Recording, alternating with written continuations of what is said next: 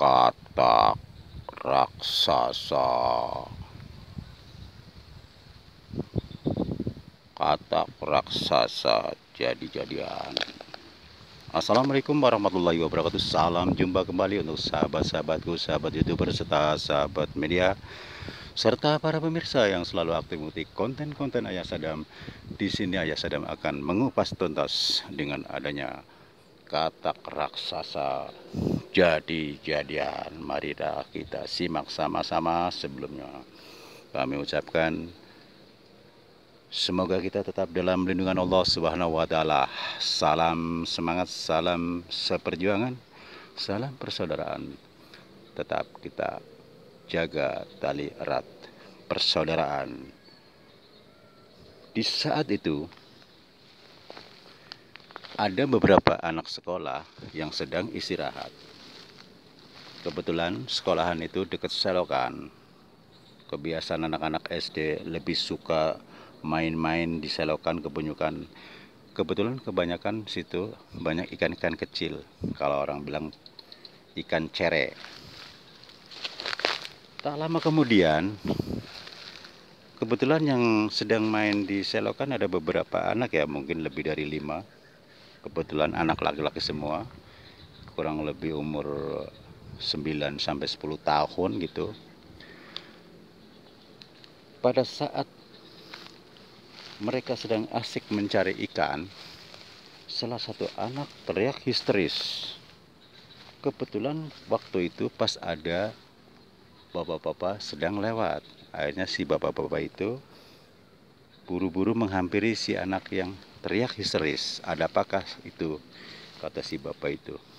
Si bapak penasaran, teman-temannya juga merasa kaget. Mereka dengan kalimat senajak, ada apa, ada apa? Si anak itu merasa lemas dan ketakutan. Begitu si orang tua menolong bersama teman-temannya, si anak-anak itu juga semuanya melihat. Satu sama lain memberitahu, tuh, katak gede banget. Kok matanya merah? Seperti kayak ada pancaran cahaya, kata si bapak itu. Lantas si bapak itu mengajak, ayo buru-buru pulang yuk, ajak pulang. Dia lemas banget nih. Setelah sampai di rumah, seorang bapak dari anak tersebut buru-buru memanggil seorang ustadz yang dikenal dengan ustadz ahli spiritual ruqyah. Singkat kata, setelah seorang ahli spiritual ruqyah, setelah udah sampai, mereka berbincang-bincang.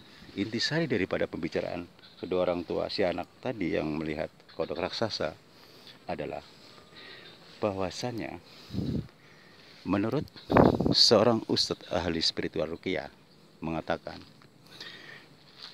ini memang kelihatan kodok.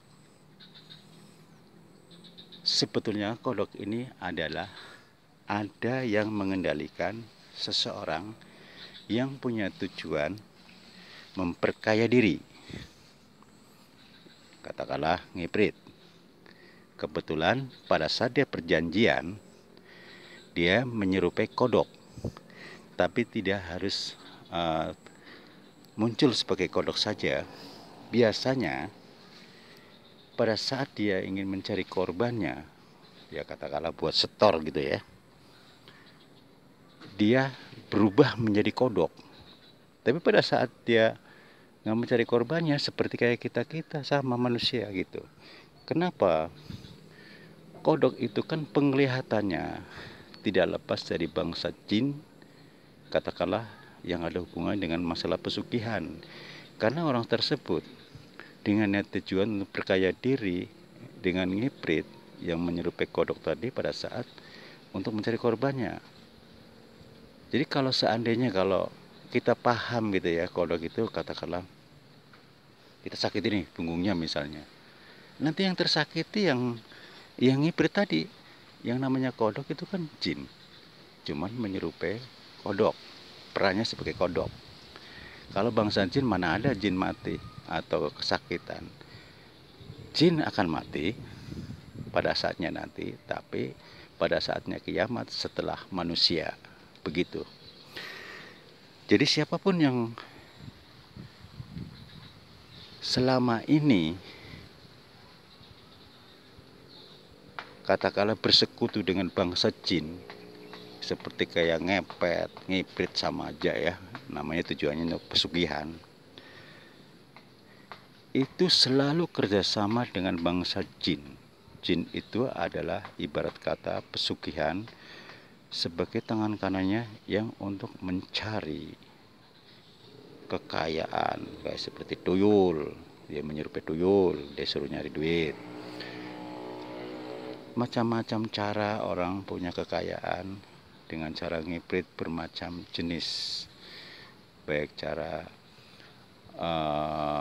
seperti kemarin saya membuat konten adalah cara mencari korbannya menyebar bunga, ada yang menaruh uang di jalanan, ada yang bubrak rumah. Jadi dia tuh gini, unik ya, yang nggak terlalu menyolok begitu. Ada yang namanya bubrak rumah ya. Jadi gini, kita bangun terus tapi nggak selesai-selesai, berpindah masih di lingkup situ aja, nggak ada selesainya. Jadi perjanjian seperti begini, misalnya kita bangun sebelah nih, pojok kanan misalnya, nanti kita pindah ke kiri, udah terus dan terus, secara berangsur-angsur tidak pernah selesai.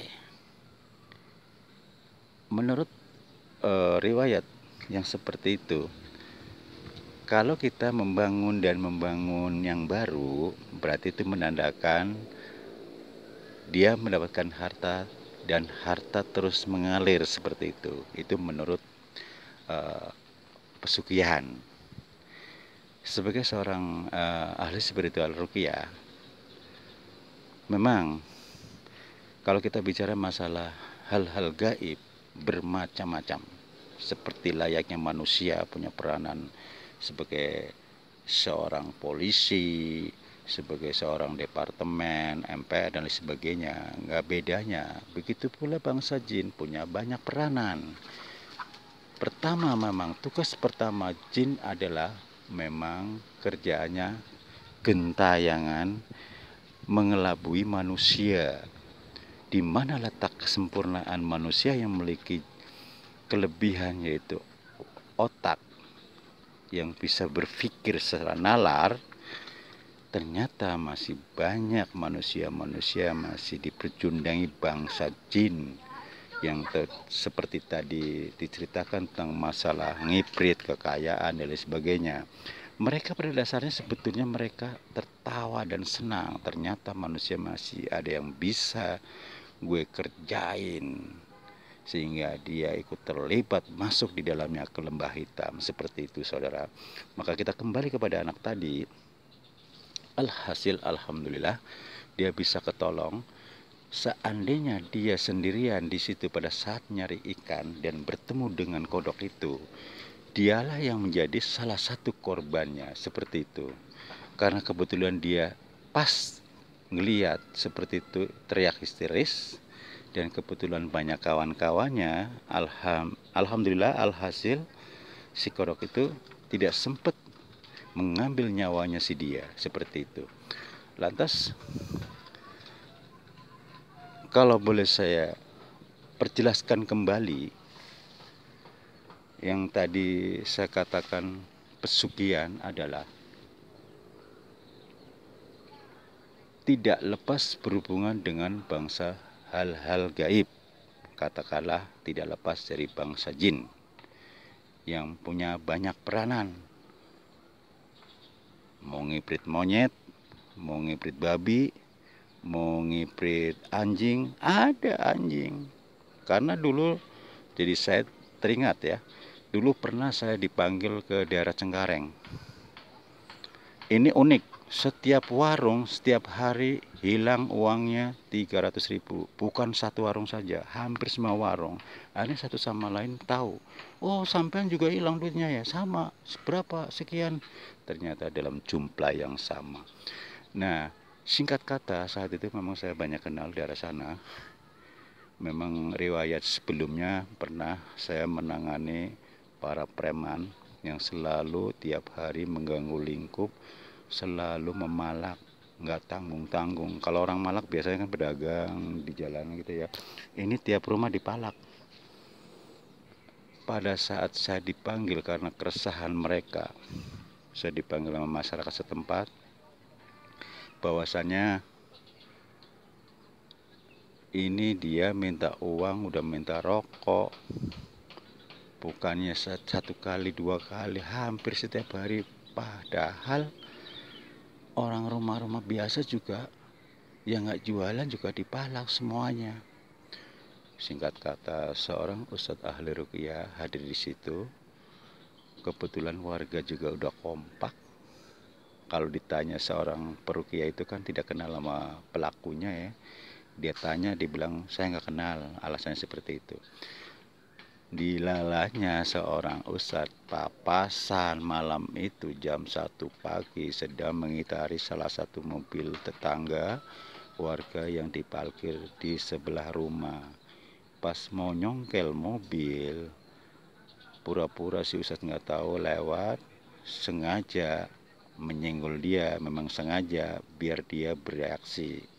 Emang sengaja pengen nangkep dia, tapi tidak mau mendahului, pura-pura nyenggol. Begitu disenggol, tapi kenapa dia nggak bereaksi? Nah, disitulah lantas seorang ustadz ahli ruqyah kembali berputar, mengambil jalan pintas agar bisa papasan dia lagi. Setelah nyampe di kerumunan masyarakat yang memang sudah siaga di setiap titik, mereka mengatakan dia langsung kabur bah, bilang begitu. Saya katakan insya Allah, apalagi yang namanya kedua orang tuanya, saudaranya aja udah pasrah, ikhlas, mau diapain kayak. Dia udah benar-benar capek mendidik dia. Lantas hanya ucapan seorang ustadz ahli ruqyah mengatakan, lihat besok ada apa. Ternyata rame orang, dibikin kaget di tengah sawah. Kebetulan sawah itu memang habis dicangkul, habis panen dicangkul, siap untuk ditanamin padi. Ada orang tergeletak, ternyata pelakunya yang suka malak. Inna lillahi wa inna ilaihi rajiun. Demikianlah saudara, kilasan kisah nyata dengan adanya kodok raksasa jadi-jadian